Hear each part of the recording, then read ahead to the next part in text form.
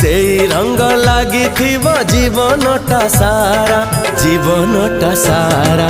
धीरे धीरे आखिरे गप लेखा हेला, धीरे धीरे ओठरे गीत झरी गला।